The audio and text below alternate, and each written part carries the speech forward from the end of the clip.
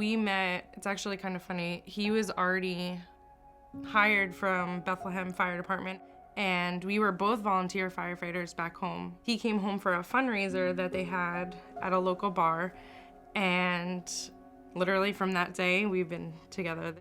We got married. We had to have a little COVID ceremony. We got married on the beach. During the whole COVID thing, we were like, oh, you know what? Let's just have a baby. We're gonna be together anyway. And then I couldn't get pregnant. So I did a lot to like better myself. I had an appointment to start hormone treatments. And then I found out a month prior to that I was pregnant on my own. Then I went to the first appointment and I found out it was twins. It was quite a surprise that I found out that we were having twins. She came over to my work and showed me the ultrasound paper, and she started at the bottom and it was labeled baby B, and I was like, why is it labeled baby B? I was like, is there a baby A as well? So it was pretty exciting.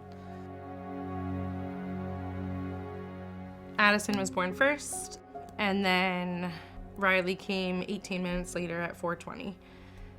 When they put Rylee on me, she was a little purple, a little blue, and all I knew was that she didn't cry and she was having trouble breathing. I was a little nervous, but I think I was more excited.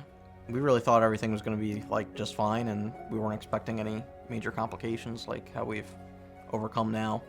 After they were born, we got to see the ENT, Dr. Chinapati, and he did a scope down Rylee's throat.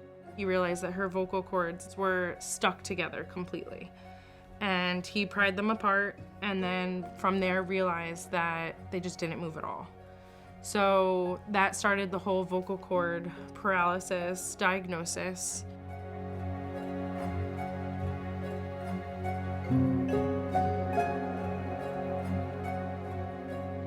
Rylee is a beautiful little girl who is a twin born with a vocal cord paralysis. And I initially met her in the neonatal intensive care unit, where she was for quite a long period of time while seeing if her vocal cords would repair. Unfortunately, they did not, so she wound up with a tracheostomy tube, and she came here to Good Shepherd.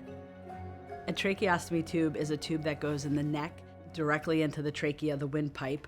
So in the case of someone like Rylee, whose vocal cords don't work and don't actually protect the airway, it holds the airway open and is a place for you to breathe. As new parents, we were terrified. But at that point, we decided, you know, this is what we have to do and this is our only choice. So Rylee was in the NICU for 114 days. At 114 days, she was transferred to Good Shepherd Rehab, and that was probably like the most amazing day ever. We had the most amazing crew. They do this huge parade, and we like paraded out, and it was just the best feeling ever. It was so exciting.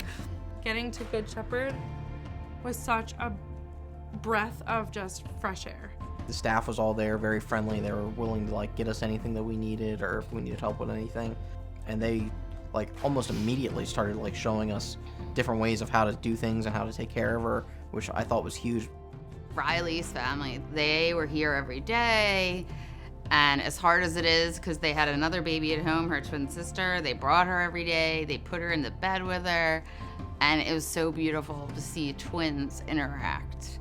Because I know when Rylee would be with her sister, she would calm down and she would just be this calm state. Well, when I got to see her interact with her sister for the first time, I think I had tears, and I think a lot of our staff did too. It was an honor, and they're absolutely adorable and precious together. The therapies that benefited her here at Good Shepherd included physical, occupational, and speech therapy every day, working to get her stronger, get her core better, get her breathing better, and also working on those core skills and her oral motor skills so that hopefully eventually she can eat in the future.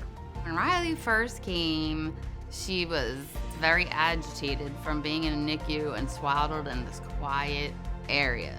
And as time went on, you saw her really start to find a calm state that she struggled to have. She has learned to enjoy all this outside stimulation. Rylee was at Good Shepherd for 83 very long days, And in that time, we really gained an entire family of just wonderful therapists and doctors. Rylee, when I first met her, was very small and very dependent on her tracheostomy. During her time at Good Shepherd, she really blossomed. Since she's been home, she's been really good, improving a lot. She's actually going to Good Shepherd outpatient therapy now, and she's been improving immensely because of all the work that they've been doing over there. The staff there is great. They're always looking to help, and whatever's best for her is what they're advocating for, which is really exciting. I definitely would recommend Good Shepherd because from the moment we walked in the door, it was just an instant connection. It was support, it was help. I don't think Rylee would be where she is today without all of their help. It's an honor to be able to be involved with our patients and our families at critical times in their lives. And if we're able to help them get better and also get to their best selves and successfully get home, it's an absolute honor. It's amazing to watch a preemie that comes in that is struggling to breathe, and then by the time they leave, they're crawling. Makes it all worth it. It really does. Miracles happen here at Good Shepherd.